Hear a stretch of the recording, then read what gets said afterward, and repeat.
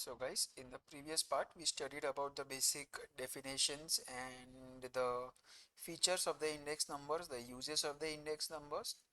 Now in this part today we are going to study the different notations and methods that we apply to calculate the index number, how actually the working of index number is done. That is what we are going to see in this part.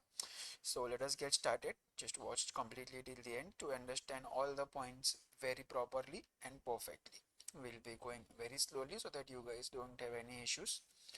So now see, we have seen that there are three main types of index numbers: price index number, quantity index number, and the value index number.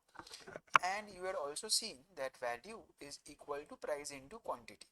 So now when you are applying that in the numericals, let us understand how we calculate it.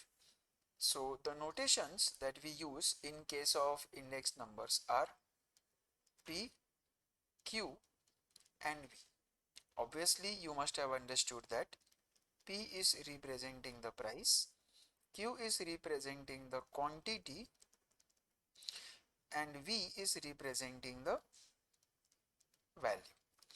But when I come across P0, Q0 and V0, I had given you an important feature which states that base year is represented with suffix 0. So because P is price and 0 is for base year, we say P0 together represents price in the base year. Your Q0 value represents quantity in the base year and V0 represents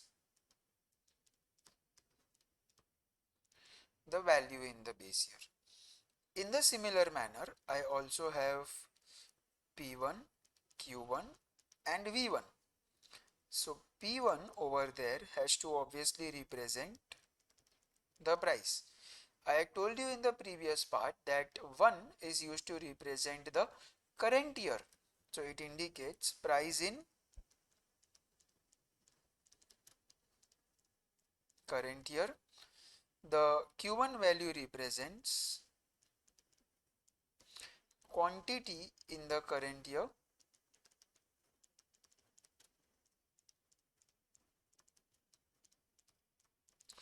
and V1 value represents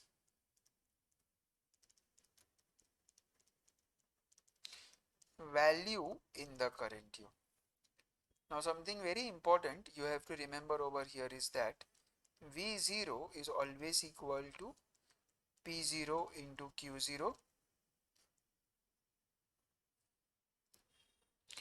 V1 is always equal to P1 multiplied by Q1.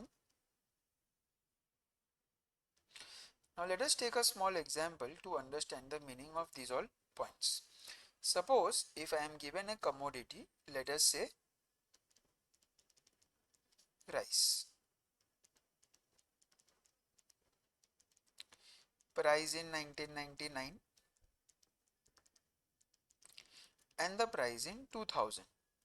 So if the price of the rice in 1999 was suppose rupees 70 per kilograms, price in 2000 it becomes rupees 82 per kilogram. So always remember that the smaller time period is considered as the base period and the greater time period is considered as the current period. So because I am working for the price of base year and the price of the current year, this becomes my value for P0 and this becomes my value for P1. The same thing is applicable in case of quantities. Suppose if you are given instead of price the quantity of 1999 and the quantity of the year 2000, then in that case I would say that it would have been Q0 for the quantity of 1999 and Q1 for the quantity of 2000. So this is the way we apply the notations over here in our numericals. Okay. And when you want to find the value, you just have to multiply the given P0 and Q0 value to find the V0. If you want to find value of the current year, then in that case you have to multiply the P1 value and the Q1 value in order to get the value of V1. So this is our basic notations that we are going to use for indicating the prices and the quantities of the different years. Now what is the notation for the index number?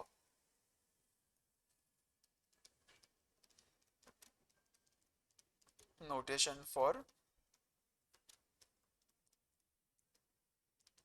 index number. Now see, we have seen that P0 indicates the price of the base year and P1 indicates the price of the current year. In case if I write P01 together, if I write over here P01 together, then in that case it becomes the notation for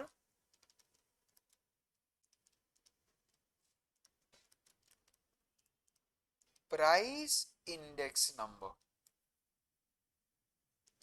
Q01 becomes a notation for quantity index number,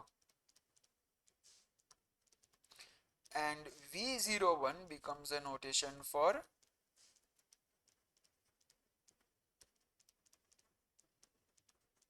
value index number. Now my friends, one very important point that we have to remember over here is that V0 is equal to P0 into Q0, V1 is also equal to P1 into Q1, but V01 is not equal to P01 into Q01. This property is not applicable for in case of the index numbers. It is applicable only in case when you are working for individual prices and individual quantities. It is not applicable in the case when you are working on the index number.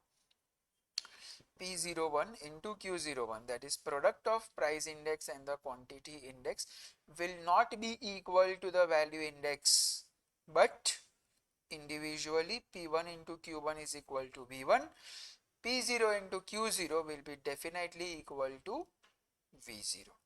These are all the points that you have to keep in mind, guys. In case if you write it along with me when I am writing, this would become very nicely and very clear in your minds. Now after this, the next important point that we have is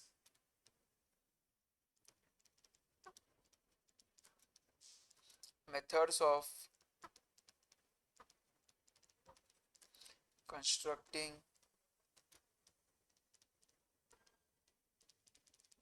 index numbers.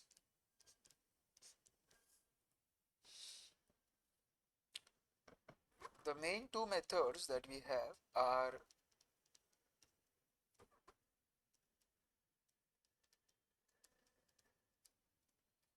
simple index number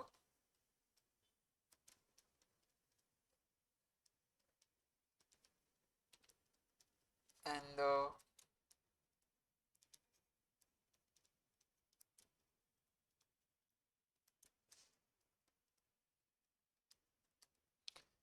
weighted index number. So these are the two main methods that we will be studying in complete detail with the corresponding examples in our next part.